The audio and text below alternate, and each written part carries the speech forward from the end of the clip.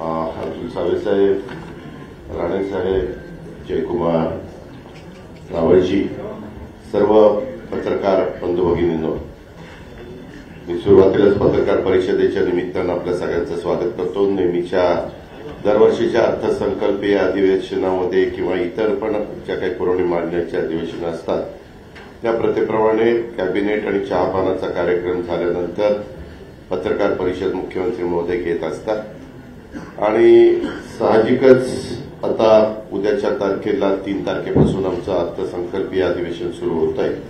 आपल्याला सगळ्यांना माहिती आहे की उद्या आम्ही पुरवणी मागण्या ठेवणार आहे आणि 10 तारखेला अर्थसंकल्प सादर करणार आहे. परंतु अलीकडच्या काळात अधिवेशनाच्या पूर्वसंध्येला नेहमीच आजपर्यंतची परंपरा होती की राज्याच्या मुख्यमंत्र्यांनी सर्व विरोधी पक्षाच्या सन्माननीय सदस्यांना बोलवायचं, विरोधी पक्ष नेत्याला बोलवायचं आणि निमंत्रित केल्यानंतर साधारण काय बाबा महत्वाचे प्रश्न आहेत, काय चर्चा विषयाची चर्चा करायची वगैरे साधक बाधक चर्चा होत होती. परंतु अलीकडं एक अलिखित प्रथेप्रमाणे चहापानाला न येण्याचा निर्णय घेतला गेलेला आहे. वास्तविक सरकार नवीन येत असतात, जनतेच्या मनात असेल ते जनता बदल करत असते. काही चांगलं काम केलं तर पुन्हा जनता त्या सरकारला पुन्हा संधी देत असते. असं असलं तरी देखील आम्हाला प्रचंड मोठ्या प्रमाणावर बहुमत मिळालेलं आहे, ही वस्तुस्थिती खरी आहे आणि आमचा सगळ्यांचा प्रयत्न महायुतीचं सरकार चांगलं चालावं, प्रश्न व्यवस्थितपणे त्या ठिकाणी सुटावेत या प्रकारे आमचं सगळ्यांचं कामकाज चाललेलं आहे. राज्यासमोरच्या महत्वाच्या प्रश्नावर चर्चा पण आम्हाला विरोधी पक्ष नेत्यांची आणि सदस्यांच्या बरोबर करायची होती.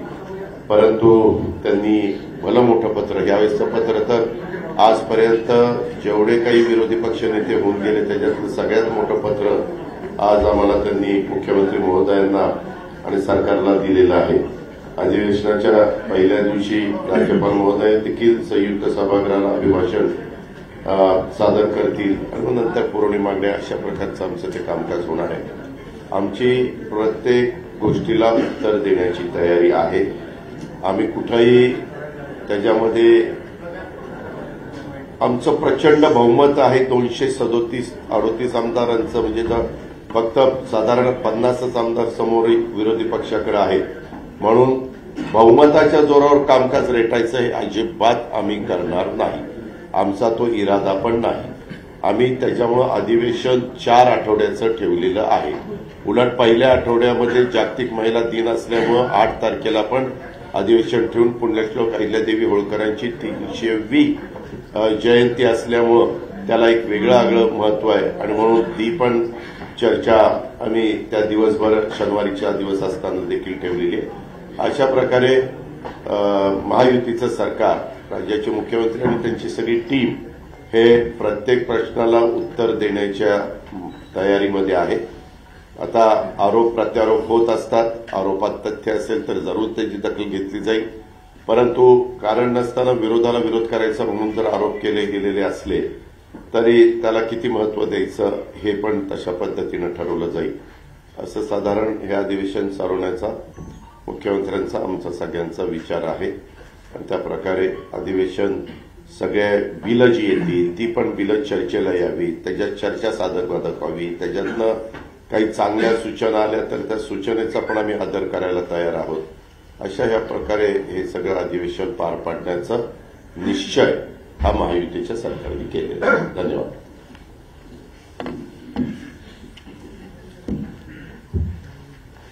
आजच्या पत्रकार परिषदेला उपस्थित राज्याचे मुख्यमंत्री देवेंद्र फडणवीसजी, आमचे उपमुख्यमंत्री अजितदादा, सर्व मंत्रिमंडळातील सहकारी आणि पत्रकार मित्र, उद्यापासून अर्थसंकल्पीय अधिवेशनाला सुरुवात होतीये आणि या सरकारचं हे महायुती सरकारचं दुसरं अधिवेशन आहे आणि त्यातला हा पहिला अर्थसंकल्प आहे. सरकारची टर्म नवीन असली तरी सुद्धा आमची टीम जुनीच आहे. फक्त आमच्या दोघांच्या खुर्च्यांची बदलाबदल झाली. अजितदादांची मात्र फिक्स आहे.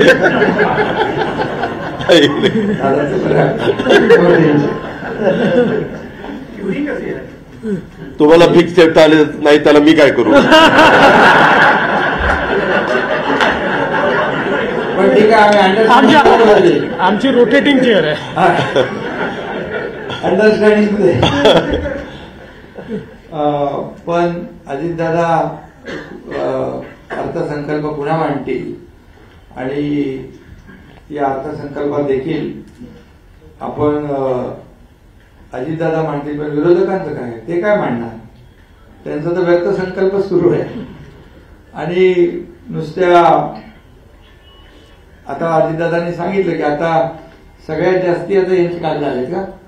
मोठं, सगळ्यात मोठं पत्र, सगळ्यात मोठं पत्र म्हणजे आमदारांची संख्या कमी झाली म्हणून मोठं पत्र का? 1 2 3 7 4 अंतिम आठवडा का डबल अंतिम आठवडा दिलाय? 6 7 8 9 म्हणजे आतापर्यंतच्या सगळ्यात जास्ती म्हणजे आता पण काय म्हणत होतो आपण, अंतिम आठवडा अर्थसंकल्प, आता डबल अंतिम आठवडा अर्थसंकल्प आहे.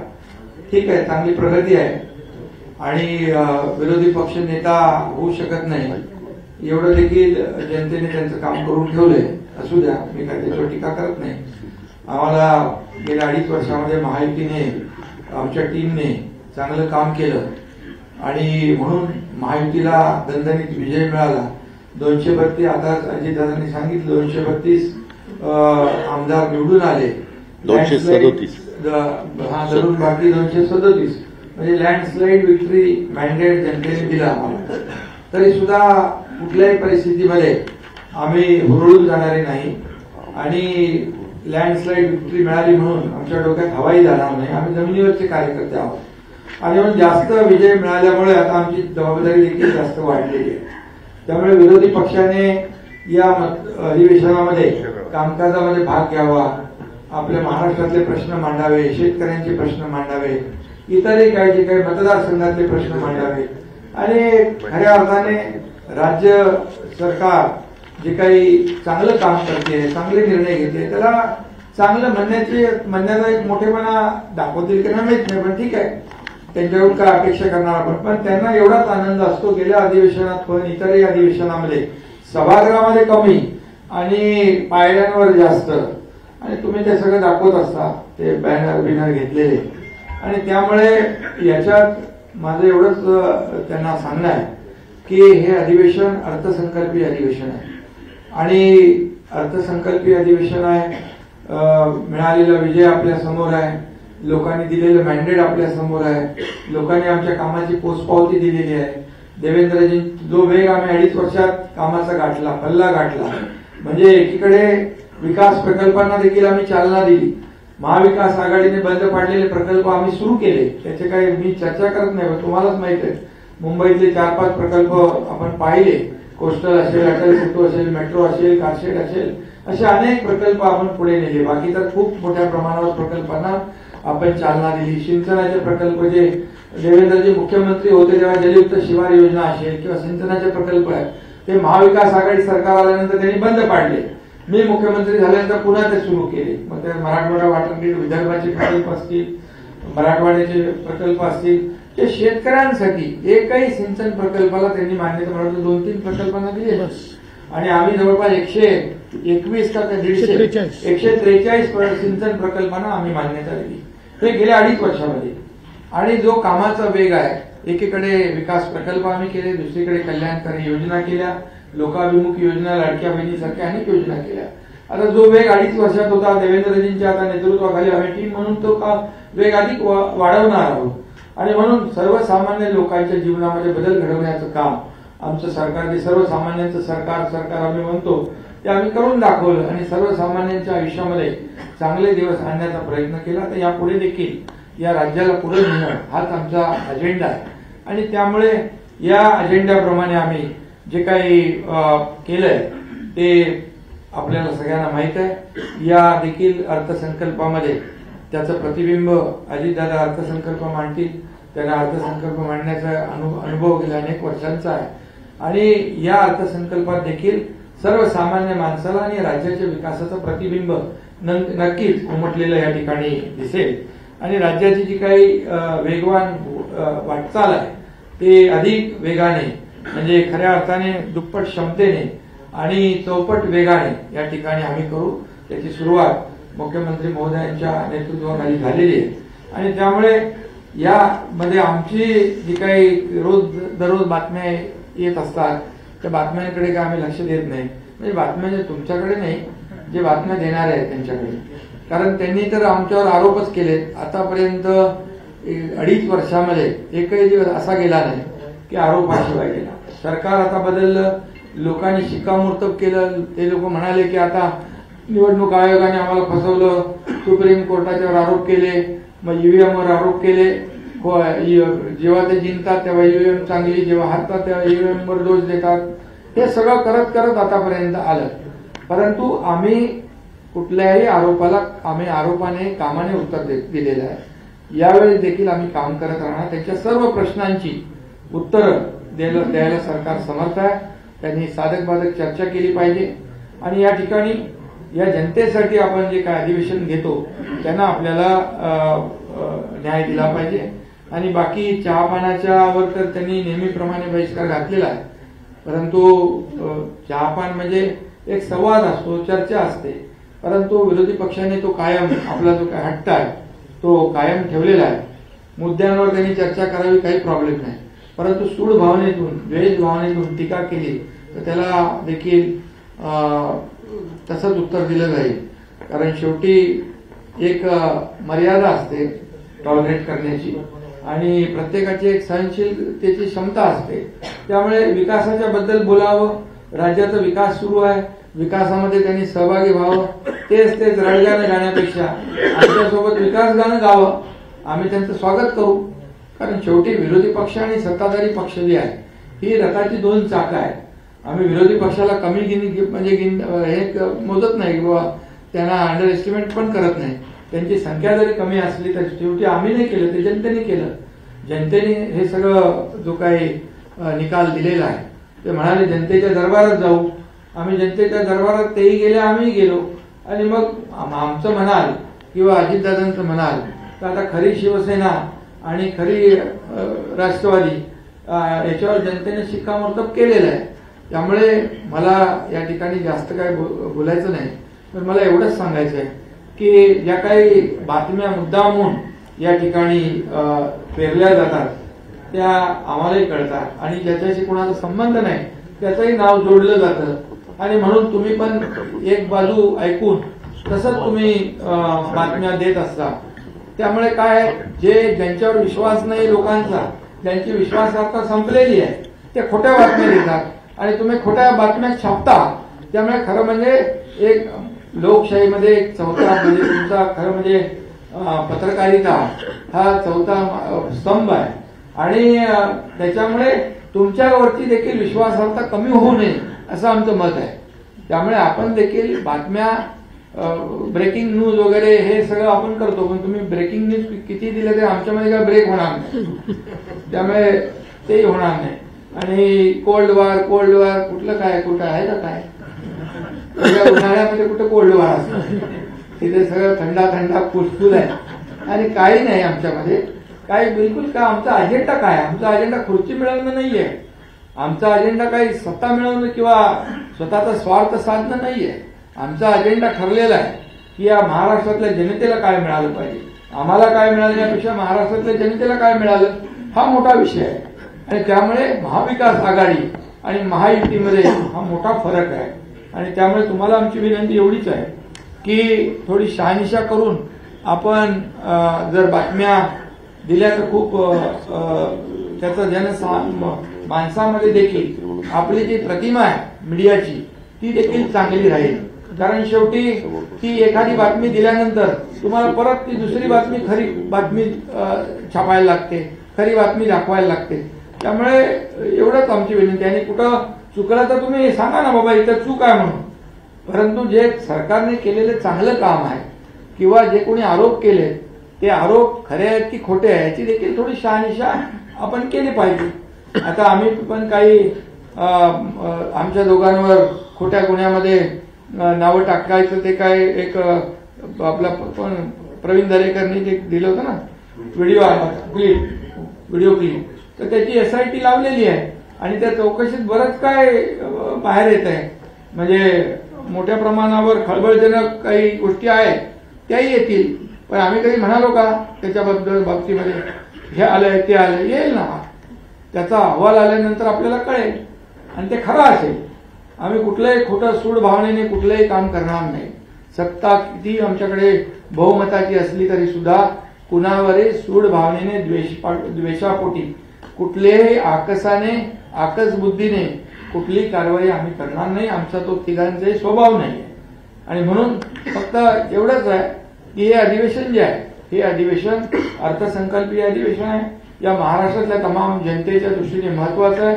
कारण महाराष्ट्रातल्या तमाम जनतेने महायुतीला भरभरून एवढं दिलंय की आता आम्हाला त्यांच्या ऋणातून उतराई व्हायचं आहे. त्यामुळे आम्हाला काम करायचं आहे आणि काम करण्यामध्ये विरोधी पक्ष जर आला सोबत सहकार्य केलं तर चांगलं आहे. त्यांचंही नाव होईल, त्यांच्याही मतदारसंघामध्ये न्याय मिळेल. या महाराष्ट्राला एक वेगळं चित्र पाहायला मिळेल. आता तरी म्हणजे संख्या आता कमी कमी कमी कमी होत आता कुठपर्यंत आले बघा. आता तरी आत्मपरीक्षण आणि आत्मचिंतन करावं. बस एवढंच मला सांगायचं होतं. धन्यवाद.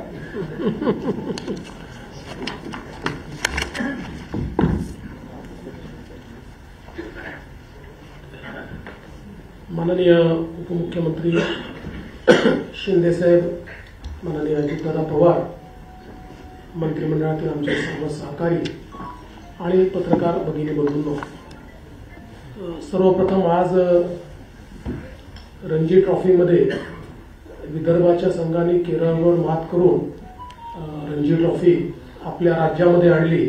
त्याबद्दल मी विदर्भाच्या टीमचं, सर्व प्लेयर्सचं अतिशय मनापासून अभिनंदन करतो. राज्याचं अर्थसंकल्पीय अधिवेशन 3 ते 26 मार्च या दरम्यान या ठिकाणी आपण करणार आहोत. आणि मला असं वाटतं की हे तसं नवीन सरकारचं एक प्रकारे पहिलंच अर्थसंकल्पीय अधिवेशन आहे. आणि जसं दादांनी सांगितलं की आम्ही कुठेही अधिवेशन आटपून टाकावं अशा मानसिकतेत न राहता त्या ठिकाणी नीट 4 आठवड्याचं अधिवेशन हे आपण आयोजित केलं आहे. आज ज्याचा उल्लेख या ठिकाणी झाला की विरोधी पक्षाने एक 9 पानाचं पत्र दिलेलं आहे. त्याच्यामध्ये 9 नेत्यांची नावं आहेत. त्यातल्या 2 नेत्यांनी सह्याच केलेल्या नाहीत. एक नाव जर आम्ही शोधतोय की नेमके ते आमदार आहेत का नाही आहेत, तर म्हणजे असतील कदाचित, पण आमच्या ते लक्षात येत नाही. आता आम्ही जरा ते शोधायला पाठवलेलं आहे की बाबा ते कोण आहेत नेमके. आणि आपण बघितलं असेल की हम साथ साथ है अशी परिस्थिती काही तिथे दिसत नाही. हम आपके है कोण चालू तीच परिस्थिती तिथे आहे. कारण काँग्रेस पोचलीच नाही. अर्थात जेवताना आली असं आम्हाला समजलं, पण वेळेवरपर्यंत काँग्रेस आली नाही. रोहित पवारांनी काहीतरी ट्विट केलंय, मला वाटतं त्यांनी पण काहीतरी आपली काय नाराजी व्यक्त केली आहे. पण वडेट्टीवार नाही, नाना पटोले नाही, जयंत पाटील नाही, कोणीच नाही. त्याच्यामुळे एकूणच हे कशा पद्धतीनं विरोधी पक्षाचं कामकाज चाललेलं आहे हे आपण बघितलं पाहिजे. खरं तर चहापानावर त्यांनी बहिष्कार घातला. आत्ता त्यांना ही संधी होती. जेव्हा नवीन सरकार बनतं त्यावेळी पहिल्या अधिवेशनाला बाबा एक सकारात्मक चर्चा आपण करूया अशा प्रकारची संधी होती. त्यांनी संवाद स्थापित करावा असं आपल्या पत्रकार परिषदेत म्हटलं. पण संवादाचं सगळ्यात मोठं माध्यम जे होतं, आम्ही त्यांना चहापानाला निमंत्रित केलं होतं, म्हणजे संवादालाच निमंत्रित केलं होतं, पण त्याच संवादावर त्यांनी बहिष्कार टाकला. म्हणजे मला याचा अर्थच समजला नाही की संवादावर बहिष्कार टाकायचा आणि संवाद साधा अशा प्रकारे त्या ठिकाणी पत्रकार परिषदेत म्हणायचं. पण मला असं वाटतं की काही हरकत नाही. त्यांनी ऍक्च्युली हे जे काही 9 पानी पत्र दिलेलं आहे, या पत्रात संपूर्ण पत्र हे वर्तमानपत्राच्या बातम्यांवर आधारित आहे. तर त्या बातम्यांसोबत त्यांनी सरकारने दिलेला खुलासा जरी वाचला असता तरी 9 पानाचं पत्र अर्ध्या पानात त्यांना निश्चितपणे देता आलं असतं. पण हरकत नाही, त्यांनी पुन्हा हे सगळे मुद्दे जर हाऊसमध्ये मांडले तर आम्ही त्याची उत्तरं त्या ठिकाणी देण्याकरता तयार आहोत. 2 महत्वाच्या चर्चा आपण या सभागृहामध्ये ठेवलेल्या आहेत. 8 मार्चला पुण्यश्लोक अहिल्यादेवी होळकर यांच्या 300व्या जन्मशताब्दीच्या निमित्ताने एक चर्चा आपण ठेवली आहे, ज्याच्यामध्ये महिला दिन असल्यामुळे सक्षमीकरणाचा जो सगळा मुद्दा आहे त्या अनुषंगाने ही चर्चा एक सकारात्मक अशा प्रकारची चर्चा आहे आणि भारतीय संविधानाचं अमृत महोत्सवी वर्ष असल्यामुळे आपण एक 2 दिवसाची चर्चा ही भारतीय संविधानाच्या अनुषंगाने कशा प्रकारे आपला विकास झाला आणि संविधानाने आपल्याला काय काय दिलं अशा प्रकारची एक सकारात्मक चर्चा व्हावी. म्हणजे ते लाल संविधान करून करतात तशा प्रकारची नाही, तर माझी अपेक्षा आहे की संविधान वाचून किंवा त्यातल्या तरतुदी समजून आमचा विरोधी पक्ष देखील त्याच्यावर एक चांगली सकारात्मक चर्चा करेल अशी माझी या ठिकाणी अपेक्षा आहे. खरं म्हणजे आत्ताच शिंदे साहेबांनी सांगितलं की अलीकडच्या काळामध्ये रोज मला एक स्थगितीची बातमी पाहायला मिळते आणि मी स्थगिती दिलेली आहे असं मला रोज ऐकायला मिळतं. मग मला विचारावं लागतं माझ्या ऑफिसला की आपण कधी दिली. मग ते म्हणतात की आपल्याकडे जर अशी फाईलच आली नाही. मग मला शोधून काढावं लागतं. अलीकडच्या काळामध्ये 2 गोष्टी माझ्या असं लक्षात आल्या, मी तुम्हाला विनम्रपूर्वक सांगू इच्छितो. एक, आमच्याकडे कुठल्याही आमदारांनी निवेदन दिल्यानंतर त्यांनी काही मागणी केली असेल किंवा एखादा आरोप जरी केला असेल तरी त्याच्यावर आपण तपासून कारवाई करावी किंवा माहिती द्यावी असं लिहितो. आपण कधीच इग्नोर करत नाही. असं पत्र गेलं म्हणजे चौकशी सुरू झाली, असं पत्र गेलं म्हणजे आता त्याच्यावर स्थगिती आली, अशा प्रकारच्या बातम्या करणं हे थोडं बाळबोध आहे असं नसतं. कारण कुठल्याही वेळेस आपल्याला कारवाई करायची असेल किंवा स्थगिती द्यायची असेल दुसरी बाजू आल्याशिवाय आपण अशा प्रकारे कधीच करत नाही. आता कालचा आरोग्य विभागातला जो विषय आहे हा विषय देखील आपण समजून घेतला पाहिजे की या संदर्भात आरोग्य विभागाच्या संदर्भात जे काही केंद्र सरकारने आपल्याला पैसे दिले होते त्या पैशामध्ये आपण जी काही कामं सुचवली त्या कामांमध्ये आपण 9% पैसा हा कॅपिटल एक्सपेंडिचरवर खर्च केला होता आणि केंद्राचं म्हणणं होतं तो 5% केला पाहिजे. म्हणून केंद्राने आपल्याला कळवलं की तुम्ही प्रायोरिटाईज करून 9%च्या ऐवजी 5% करा. त्यानुसार संबंधित खात्याच्या मंत्र्यांनी आणि सचिवांनी ही माहिती मागवली की आता कुठली कुठली कामं घेतली त्यातली काय प्रायोरिटी ठरवायची. त्यामुळे ही फाईल कधी माझ्याकडे आली नाही, मी त्याच्यावर कधी बघितलंही नाही आणि मी त्याच्यावर कुठली स्थगिती दिली नाही. तर मला असं वाटतं की जिथे एखादी चूक होते असं लक्षात आलं तर मी स्थगिती निश्चितपणे देईल आणि त्याच्यामध्ये आवश्यकता पडली तर समजा खातं शिंदे साहेबांच्या शिवसेनेचं असेल त्यांच्याशी चर्चा करील किंवा दादांकडचं असेल तर त्यांच्याशी चर्चा करील.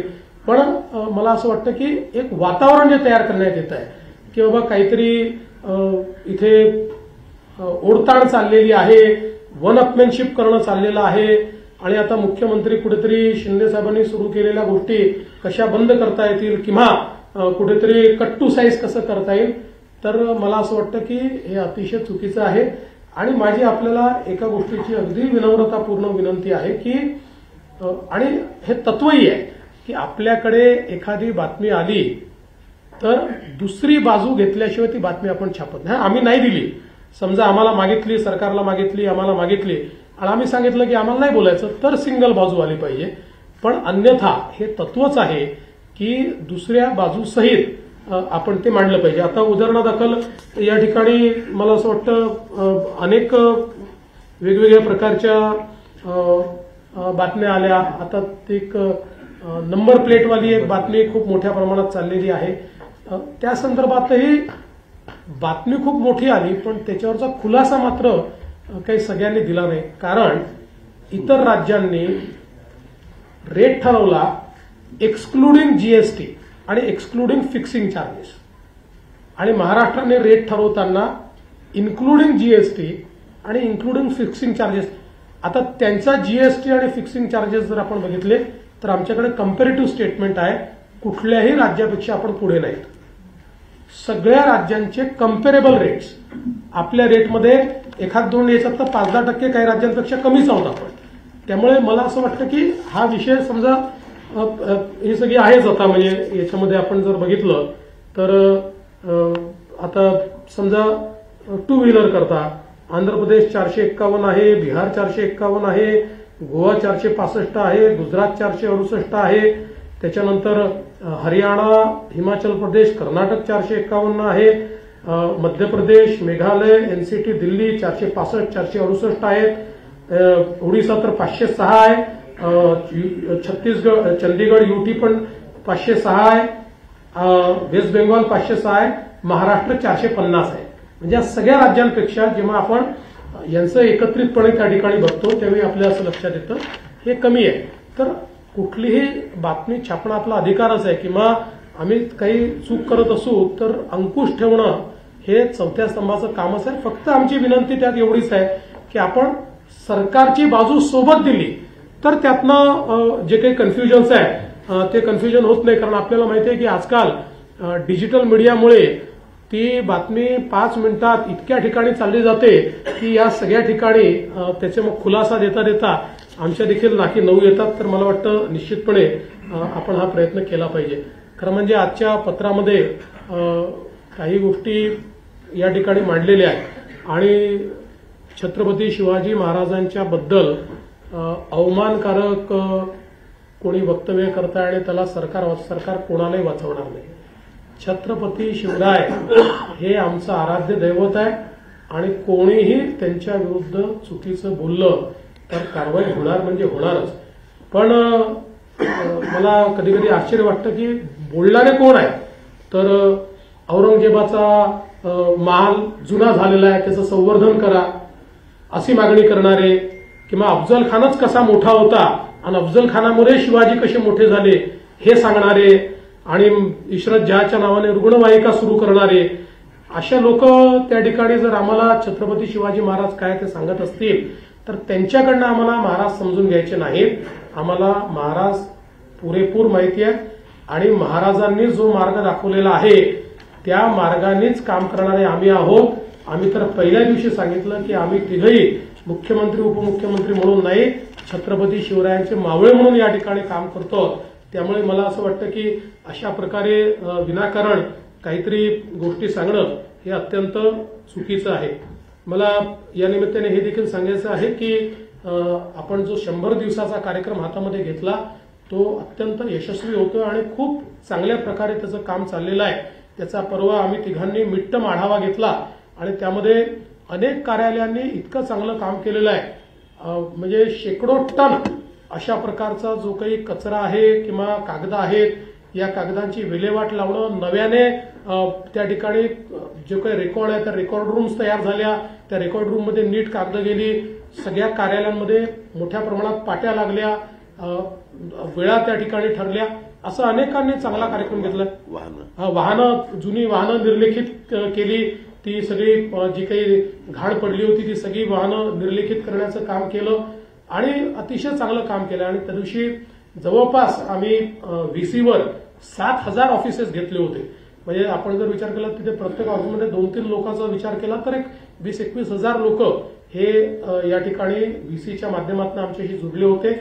आणि आता यांचं पूर्ण इव्हॅल्युएशन पुन्हा नव्याने आम्ही करणार आहोत आणि थर्ड पार्टी करणार आहोत. जी केंद्र सरकारची एक क्वालिटी काउन्सिल ऑफ इंडिया ही जी संस्था आहे त्या संस्थेला आम्ही आता याचं इव्हॅल्युएशन दिलेलं आहे. म्हणजे जेव्हा 100 दिवस पूर्ण होतील ते 100 दिवस समजा 14 एप्रिलला आपण ते पकडलेले आहेत पूर्ण होतील असं कार्यक्रम सुरू झाल्यापासून. त्यानंतर 15 दिवस तालुका स्तरापासून राज्यस्तरापर्यंत कशा प्रकारे कुठल्या ऑफिसनी काय काम केलेलं आहे, 100 दिवसाचं टार्गेट हे कोणी कोणी अचीव्ह केलंय किंवा कशा प्रकारचं काम केलंय याचं क्वालिटी काउन्सिल ऑफ इंडिया पूर्ण त्याचं एक प्रकारे इव्हॅल्युएशन करेल आणि त्यातनं मग कोणी उत्तम काम केलेलं आहे. आणि आम्ही असंही ठरवलेलं आहे की एक बेंचमार्क मार्क्स आम्ही ठरवणार आहोत. त्या बेंचमार्क मार्क्सच्या खाली जे असतील ते मात्र निगेटिव्ह इंडेक्समध्ये आम्ही घेणार आहोत की हे नॉन परफॉर्मिंग ऍसेट्स आहेत. अशा प्रकारे आम्ही त्यांचं नामाभिमान त्या ठिकाणी करणार आहोत. त्यामुळे मला असं वाटतं की एक अतिशय चांगलं हा जो विषय आहे हा आपण निश्चितपणे केलेला आहे. या अधिवेशनामध्ये एकूण जी काही संयुक्त समितीकडे प्रलंबित विधेयक आहेत तर एकच विधेयक संयुक्त समितीकडे प्रलंबित आहे. विधानसभेत एक विधेयक प्रलंबित आहे आणि नवीन आतापर्यंत 5 विधेयकं ही आपण त्या ठिकाणी प्रस्तावित केलेली आहेत. ज्याच्यामध्ये महाराष्ट्र जमीन महसूल संहिता आहे, महाराष्ट्र हॉटेल उपहारगृह असे एक त्या ठिकाणी आहे, महाराष्ट्र विनियोजन विधेयक आहे, पुरवणी विनियोजन विधेयक आहे आणि महाराष्ट्र महामार्ग सुधारणा विधेयक आहे. अर्थात दरम्यानच्या काळात अजून काही विधेयकं ही त्या ठिकाणी येतील. सगळ्या विधेयकांवर योग्य अशा प्रकारची चर्चा करण्याची आमची तयारी आहे आणि सभागृहामध्ये जास्तीत जास्त चर्चा झाली पाहिजे अशा प्रकारचा आमचा प्रयत्न असेल. आणि त्यासोबत आम्ही माननीय अध्यक्षांनाही विनंती करणार आहोत आणि प्रतोदांनाही विनंती करणार आहोत की जे नवीन सदस्य निवडून आलेले आहेत त्यांना देखील संधी जास्तीत जास्त मिळाली पाहिजे, जेणेकरून त्यांच्या मतदारसंघातल्या गोष्टी त्यांना मांडता आल्या पाहिजे. एक गोष्ट अजून या ठिकाणी सांगतो की सोयाबीनच्या खरेदीच्या संदर्भात 10%च खरेदी झाली अशा प्रकारचं एक पत्रामध्ये लिहिलेलं आहे. खरं म्हणजे एक्झॅक्ट आकडा तर जयकुमारजी सांगतील मला, पण गेल्या 15 वर्षाच्या इतिहासातील सर्वाधिक खरेदी जी होती त्याच्यात 10 पट जास्त खरेदी झाली. त्यामुळे आजपर्यंत आता अक्षरशः गोडाऊनमध्ये जागा उरलेली नाही. तूर खरेदी करण्याकरता नव्याने खासगी गोडाऊन आम्हाला भाड्याने घ्यावे लागले. इतक्या मोठ्या प्रमाणात ही खरेदी आपण केलेली आहे. त्यामुळे मला असं वाटतं की त्याचे आकडे हे आम्ही विधानसभेत देखील या ठिकाणी सांगू. या अधिवेशनामध्ये राज्याचं बजेट अजितदादा मांडणार आहेत. अतिशय चांगलं, अतिशय बॅलन्स बजेट हे या ठिकाणी आम्ही मांडू. जरीही वेगवेगळ्या योजनांचा स्ट्रेस हा आमच्या बजेटवर असला तरी आर्थिक शिस्त पाळण्याचा प्रयत्न हा आम्ही त्यातही केलेला आहे. आपली साधन संपत्ती कशी वाढवता येईल, कुठल्याही परिस्थितीमध्ये कॅपिटल एक्सपेंडिचरवर त्याचा परिणाम होणार नाही, कॅपिटल एक्सपेंडिचर करता काय वेगवेगळ्या पद्धती असू शकतील, अशा सगळ्या गोष्टींचा विचार करून एक बॅलन्स बजेट देण्याचा प्रयत्न या ठिकाणी आम्ही करतो आहोत. आणि आमच्या फ्लॅगशिप स्कीम्स कुठल्याच आम्ही त्या ठिकाणी लाडकी बहीण बंद होणार वगैरे असं काही नाही. त्याच्यामध्ये जसं आम्ही सांगितलं की नियमाच्या बाहेर जे आहेत त्यांनाच फक्त आम्ही त्या ठिकाणी एक प्रकारे, कारण आमच्या विरोधकांनी त्यातही दिलं 10 लाख कमी झाले वगैरे, तर त्याच्यामध्ये आपल्यावर सीएजीने टाकलेले बंधन आहे की एखादी स्कीम सुरू केल्यानंतर स्कीममध्ये बसणाऱ्यांनाच पैसे हे राज्य सरकारला देता येतात आणि स्कीमच्या बाहेरच्या लोकांना देता येत नाही. त्यामुळे तेवढ्यापुरतं आम्ही त्या संदर्भातली कारवाई केली आहे. बाकी देशामध्ये असं माझं मत आहे की अशा प्रकारच्या स्कीममध्ये सगळ्यात जास्त लोकांना एक प्रकारे शासकीय मदत देणारं राज्य हे महाराष्ट्र ठरणार आहे. त्यामुळे त्यात कुठेही कपात वगैरे ही महाराष्ट्रात केली जाणार नाही हा विश्वास मी देतो. आणि सत्तारूढ पक्ष, जसं शिंदे साहेबांनी सांगितलं, विरोधकांची संख्या कमी असली तरी आम्ही विरोधकांना कमी लेखणार नाही. विरोधकांना भरपूर चर्चेची संधी देऊ आणि त्यांनी उपस्थित केलेल्या प्रश्नांना योग्य प्रकारे सकारात्मक उत्तर देण्याचा प्रयत्न हा राज्य सरकारच्या वतीनं केला जाईल. मी पुन्हा एकदा आपल्या सर्वांचे मनापासून आभार मानतो.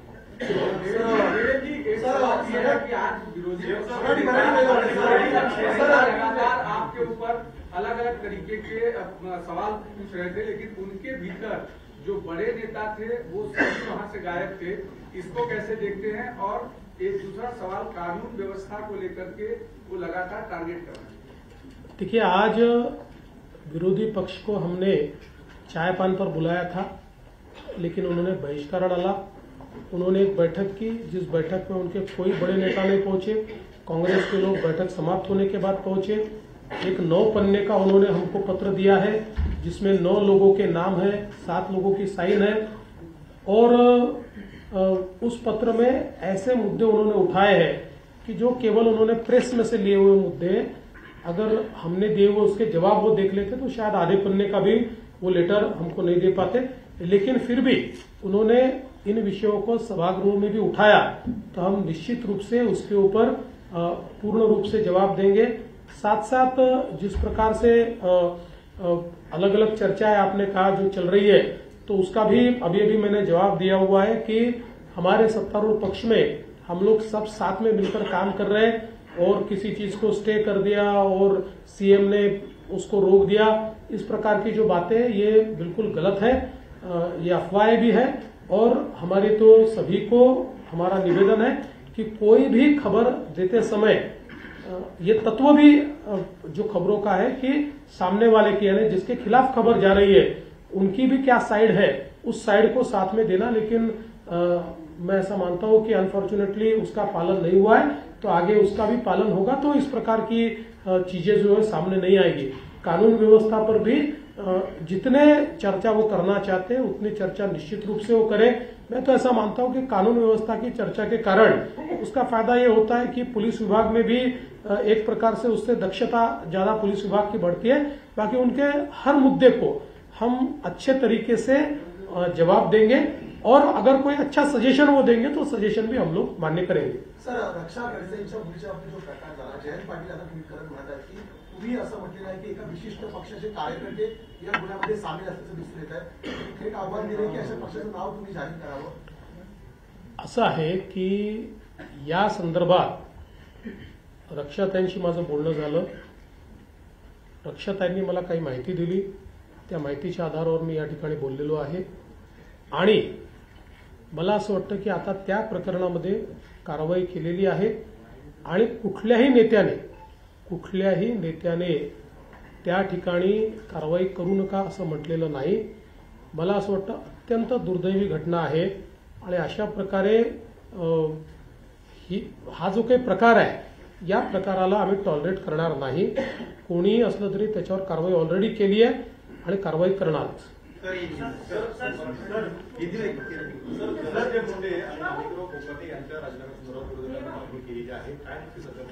असं आहे की पहिली गोष्ट तर धनंजय मुंडेंच्या संदर्भात यापूर्वीच सरकारने आपली भूमिका स्पष्ट केलेली आहे आणि माणिकराव कोकाटेंच्या संदर्भात आपल्याला माहिती आहे की क्लोज फॉर ऑर्डर आहे। क्लोज फॉर ऑर्डर असल्यामुळे त्याच्यावर कुठली भूमिका आज आम्हाला मांडता येत नाही। जो काही न्यायालय निर्णय देईल तो निर्णय आमच्यावर बंधनकारक असणार आहे। त्यामुळे त्यांनी न्यायालयाने निर्णय दिल्यानंतरच आपल्याला याची कल्पना असेल की त्यांची जी काही शिक्षा आहे ती सस्पेंड झाली। आता जो काही तो जो निर्णय असतो त्याला स्थगिती ही जर त्या ठिकाणी न्यायालयाने दिली तर त्यांच्यावर कुठलीच कारवाई करण्याची आवश्यकता नाही। ती स्थगिती जर न्यायालयाने दिली नाही किंवा उच्च न्यायालयाने दिली नाही तरच हा प्रश्न त्या ठिकाणी निर्माण होतो। त्यामुळे न्यायालयाच्या अखत्यारीत आता आहे, क्लोज फॉर ऑर्डर आहे।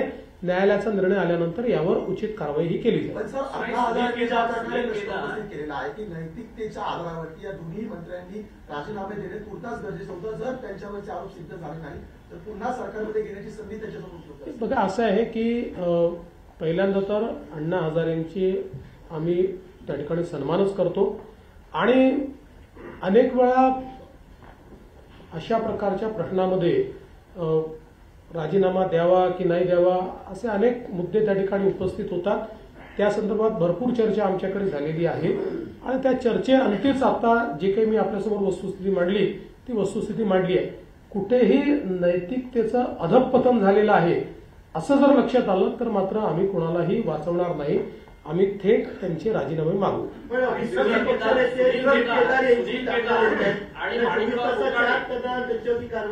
याचं कारण असं आहे की सुनील केदारांच्या संदर्भात कोर्टाने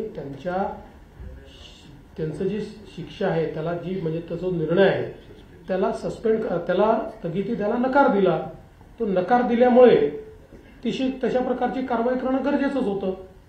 ती काही एका दिवसात झालेली केस नाही, जवळपास महिनाभर ती केस चालली आणि त्याच्यानंतर तो निर्णय झालेला आहे। आदित्य ठाकरेंनी आज एमएमआरडीच्या संदर्भात जो प्रश्न उपस्थित केला प्रेसमध्ये, ते खातं तो तुमच्याकडे तर फ्रान्ससारखी आंतरराष्ट्रीय स्तराची संस्था यावेळेस उपस्थित होतात की या प्रोजेक्टमध्ये मोठ्या प्रमाणामध्ये लाभ मागितले जाते। तुमचं या संदर्भात स्टँड काय आहे? पहिली गोष्ट तर त्यांचं पत्र जर आपण बघितलं तर त्या पत्रामध्ये कुठेही त्यांनी आम्हाला लाच मागितली जाते आहे असं म्हटलेलं नाही। हा, पण त्यांनी काही मुद्दे निश्चितपणे उपस्थित केलेले आहेत। त्या मुद्द्यांच्या संदर्भात आपले माननीय उपमुख्यमंत्री जे खात्याचे मंत्री देखील आहेत यांनी एक चौकशी त्या ठिकाणी करण्याचा निर्णय घेतलेला आहे। असीम गुप्ता जे ऍडिशनल चीफ सेक्रेटरी आहेत त्यांना या संदर्भात सुनावणी घ्यायला सांगितलेलं आहे। दोन्ही बाजूंची सुनावणी ऐकून मग त्यांचा रिपोर्ट ते आमच्याकडे सादर करतील आणि त्याच्यावर आम्ही निर्णय करू। साधारणपणे खात्याशी जी आम्ही चर्चा केली किंवा एमएमआरडीएशी चर्चा केली तर एमएमआरडीएचं म्हणणं असं आहे की इतके दिवस हे सगळं चाललेलं आहे, समजा असं ते म्हणतात, तर त्यांनी कधीच आम्हाला पत्र का दिलं नाही किंवा त्यांनी कधीच याच्यावर ऑब्जेक्शन का उपस्थित केलं नाही। तर आणि एमएमआरडीएचं म्हणणं असं आहे की काही कामांमध्ये ते लॅगिंग होते आणि त्यावर आम्ही ज्यावेळेस आक्षेप घेतला त्यावेळेस अशा प्रकारचं पत्र आलेलं आहे. दोघांच्या आपल्या बाजू असतील, त्या बाजू ऐकून त्याच्यावर आम्ही निर्णय करणार आहोत. एक गोष्ट आम्ही तिघही तुम्हाला स्पष्टपणे सांगतो की पारदर्शितेशी कुठेही कॉम्प्रोमाइज आम्ही करणार नाही, पण दोन्ही बाजू जर समजून घेतल्या नाहीत तर मला असं वाटतं की ते काही योग्य होणार नाही आणि म्हणून अशा प्रकारचे निर्देश दिलेले आहेत. ऍडिशनल चीफ सेक्रेटरी त्यावर उचित निर्णय करतील. सर, अर्थसंकल्प बजेट आहे. हो, त्यांनी आता 27 फेब्रुवारीला देखील तुम्ही सांगा 27 फेब्रुवारीला त्यांनी आणखी एक पत्र दिले, प्रेस रिलीज केली आहे की त्यामध्ये त्यांच्या पत्रात किंवा त्यांच्या जे काही त्यांनी पत्रव्यवहार केला त्या भ्रष्टाचार किंवा आर्थिक देवाणघेवाणीचा कोणताही उल्लेख नाही. त्यामुळे तुम्ही तर ते छापून झाले, म्हणजे तुम्ही तुमची बातमी देखील त्यांनी खोटी ठरवली. त्यामुळे तुम्ही जर अगोदरच त्यांना पडताळून घेतलं असतं ते झालं नसतं. त्यामुळे त्यांचं हे पत्र आहे आणि शेवटी बघा ती फ्रान्स कंपनी आहे, त्याचा आम्ही शेवटी आदर करणार. परदेशी कंपनी आहे, परदेशी गुंतवणूक आली पाहिजे, त्यासाठी सगळ्या गोष्टी. परंतु जे आता आम्ही त्यांनी जे म्हटलंच नाही ते सगळं मीडियामध्ये आलं असं त्यांनीच पत्र दिलंय. त्यांनी 2 पत्र, एक तर पत्र एक विदाऊट सहीचं दिलं होतं, दुसरं पत्र सहीचं दिलं. बरं, त्यांनी न्याय कोणाकडे मागायला पाहिजे? मुख्यमंत्र्यांकडे मागायला पाहिजे, नगर विकास मंत्री, MMRD मंत्री माझ्याकडे मागितलं पाहिजे. त्यांनी थेट कुणाला पत्र दिलं? आपले रेसिडेंट कमिशनर दिल्ली त्यांना दिलं. तर त्यामुळे त्यांच्या जेव्हा लक्षात आलं की चूक लक्षात आल्यानंतर त्यांनी 27 फेब्रुवारीला आता पत्र एक दिले. ते तुम्ही आता तुमच्या मीडियात दाखवलं पाहिजे. आणि एक गोष्ट मी या ठिकाणी सांगू इच्छितो की जसं शिंदे साहेबांनी सांगितलं, अशा प्रकारच्या ज्या परदेशी कंपन्या आहेत त्यांना योग्य वागणूक मिळाली पाहिजे हा आमचा आग्रहच आहे. त्यामुळे त्यांच्या म्हणण्यामध्ये कुठेही जर आमच्याकडनं काही दोष असेल तर तो दूर करायला आम्ही तयार आहोत, पण त्यांच्याकडचे जे दोष आहेत त्यांना दूर करावे लागतील. तुम्ही उल्लेख केला स्वतःहून की दोघांमध्ये कोल्ड वॉर सुरू असल्याचं सातत्याने भासवलं जातंय. पुन्हा एकदा हा नरेटिव्ह सेट केला जातो का विरोधकांकडून? सरकारकडे ते टॅकल करण्यात अपयशी पडतंय का? बघा, एक गोष्ट मी सांगू का, विरोधकांशी आम्ही लढू शकतो, आम्ही त्यांना चारी मुंड्यात चित करू शकतो. आम्ही मीडियाशी लढू शकत नाही. मीडियात ताकद आहे आम्हाला चारी मुंड्यात चित करायची. त्याच्यामुळे रोज कोणीतरी एक वेगळी बातमी लावल्यानंतर आम्ही करायचं काय? म्हणजे शेवटी आम्ही उत्तरं देतो, त्याच्यावर आम्ही खुलासा देतो, दुसऱ्या दिवशी परत कोणीतरी. म्हणजे मला तर कधी कधी आश्चर्य वाटतं की विभागीय आयुक्तांनी एखादी गोष्ट स्टे केल्यानंतरही फडणवीसांचा शिंदेंना दणका. न फडणवीसांना माहिती, न शिंदेंना माहिती, न त्यांच्या लेवलला, न यांच्या लेवलला. जरा थोडं मला वाटतं की म्हणजे तुम्ही विरोधकांची भूमिका पार पाडू नका. तुम्ही भूमिका जी आहे ती अंकुश आमच्यावर राहील अशी भूमिका पार पाडा. जेव्हा यांची बातमी ऐकतो मी, जेव्हा यांची बातमी जेव्हा वाचतो, ऐकतो, बघतो, तेव्हा मी यांना फोन करतो. बोले फाईलच माझ्याकडे आली नाही, आता काय करायचं? वॉर एकदम कोल्ड आहे, देर इज नो वॉर. आणि तुम्ही एक लक्षात ठेवा, ज्यांनी एकनाथरावांना मला इतके वर्ष बघितलेलं आहे त्यांना हे लक्षात आलं पाहिजे की आम्ही आतल्यात काय करतो. लक्षात ठेवा. आधी लोकप्रिय घोषणा झाल्या, त्याच्यानंतर आता बहुमतात सत्तेत आला. अनेक कॉन्ट्रॅक्टर्सची बरीच बिलं थकली, त्या वारंवार बातमी येतात. आता हे बजेट आहे, पूर्ण ताकद आहे या सगळ्या लोकप्रिय घोषणा सगळ्या राहून देखील पूर्ण वर्षभर शिस्त लागणं, अर्थसंकल्प खास करून. निश्चितपणे आता जी काही थकलेली बिलं आहेत ती देण्याच्या संदर्भातला एक कार्यक्रम हा वित्तमंत्र्यांनी म्हणजे उपमुख्यमंत्री अजितदादांनी हातामध्ये घेतलेला आहे. त्याची सुरुवात देखील झालेली आहे. म्हणजे PWD विभाग असेल, वॉटर सप्लाय विभाग असेल, सगळ्यांचे बिलांचं 10% पैसे ऑलरेडी रिलीज केलेले आहेत. आणि 8 मार्चच्या बजेटनंतर उरलेले पैसे, कारण 10 मार्चच्या, कारण आपल्याला वर्षाच्या शेवटी या वर्षीचे बिलं भागवायला पुरवणी मागण्या मागाव्या लागतात, आपला नियम आहे. त्यानुसार त्या पुरवणी मागण्या जशा पूर्ण होतील तसं उरलेली बिलं देखील या ठिकाणी दिली जातात. अरे मी वाचतच नाही यार, तू काय तुम्ही समजतच नाही, तुम्ही कशावर प्रतिक्रिया विचारता? वाचत नाही, पण त्याच्यामध्ये असं आहे की अमित शहा साहेबांना मी भेटलो पहाटे. आता अमित भाई आमचे NDAचे नेते, महायुतीचे नेते, ते लपून छपून भेटायचं कारण काय? त्यांच्यासारखं आम्ही लपून छपून काम करत नाही. आम्ही दिवसा डवळ्या काम करतो आणि त्यामुळे त्यांना आम्ही ती भेट 4 वाजताची पहाटेची भेट आता झालीच नाही. त्या भेटीचं वर्णन काय केलंय? संभाषण दिलंय. आणि मी काय बोललो? त्यांनी काय उत्तर दिलं? मी तिथं साक्षीला होतो. 5व्या मजल्यावर त्यांची माझी रूम होती. मी आल्यावर एकनाथराव शिंदे साहेब आहेत म्हणून आम्ही दोघं बोलत बसलो होतो. मात्र एकनाथरावांनी मला भेटायला यायचं कर्टसी म्हणून त्यांना निरोप दिला होता आणि त्यावेळेस 10 वाजले होते. बरोबर? सकाळचे 10 आणि तिथं ते गेले, ते भेटले, बुके दिला आणि लगेच आम्ही सगळे खाली त्या कॉन्फरन्सला 4 राज्यांच्या गेलो. ही वस्तुस्थिती आहे. आणि त्यावेळेस मी पण होतो. नाही, आता काही लोकांना दिव्य दृष्टी झालेली आहे. महाभारताचं संभाषण दिव्य दृष्टी. तिकडे संजय आणि धृतराष्ट्र होते. पूर्वी ते काळा पहाड वगैरे असे ते जे हे याचे ना काय आपले पुस्तकं, तशी आता परिस्थिती झाली आहे रोज. पण मी एक सांगतो, सलीम जावेदची आता यांची कॉम्पिटिशन चाललेली 100%. एवढ्या स्टोऱ्या मॅन्युफॅक्चर जे करतात ते नाही. त्याच्यामध्ये काय नाही, सवाल जबाब दिलाय. आता मला नंतर सांगितलं कोणी सवाल म्हणजे मी हा म्हणजे आता त्या पराभवामुळे त्यांचा केमिकल लोचा झालाय. दुसरं काय झालेलं नाही ना. आणि संजयनी धृतराष्ट्र आणि कौरवांची वाट लावली ते तुम्हाला माहित आहे. आणि आता इथं असलेले दूरदृष्टीवाले कुणाची वाट लावतात तेही माहित आहे. हलक्यात घेऊ नका ही इशारा कोणाच्याकडे होता? काय मला हलक्यात घेऊ नका. अरे बाबा, मी त्याच्यावर खुलासा केला. अजितदादा होते तिकडे. एक मिनिट मी तुम्हाला सांगतो. नाही तुम्ही बघा, असं आहे, आम्ही तर हलक्यात घेतच नाही की नाही. त्यांना घेण्याचा प्रयत्न कोण करतात? त्यांना येतो डायलॉग. मी तर त्यांना सगळ्या जाहीरपणे सांगतो ना. मी काय थोडं लपून नाही. मी हलक्यात घेऊ नका. ज्यांनी हलक्यात घेतलं त्यांना टांगापट्टी करून आलोय. काल म्हणाला की माझ्या बदनामीची मोहीम चालू आहे. मग ती कुणाकडून चालू आहे? नक्की विरोधकांकडून चालू आहे असं तुम्हाला वाटतं? मीडियाकडून चालू आहे की सत्ताधाऱ्यांचे कोणी सामील आहेत त्याच्याने? अरे बाबा, आताच मी तुम्हाला सांगितलं ना.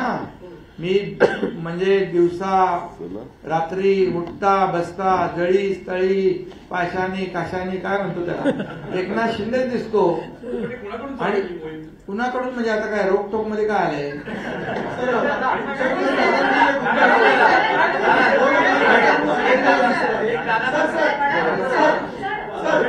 तुम्हाला प्रश्न आहे त्यांचा? एक आहे दादाला प्रश्न. कुठे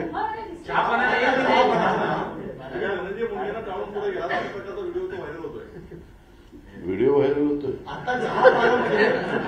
अरे आमच्यासोबत चहा प्यायला होते ना, गप्पा मारत होते दोघं. ते नाही दाखवलं तुम्ही. आता ते माझ्याबरोबरच होते आणि आता मुख्यमंत्री महोदय पु ल देशपांडे सभागृहाच्या उद्घाटनाला निघालेले आहेत आणि त्यावेळेस धनंजय मुंडे माझ्याबरोबर आहेत. वाटल्यास आपण बरोबर चला.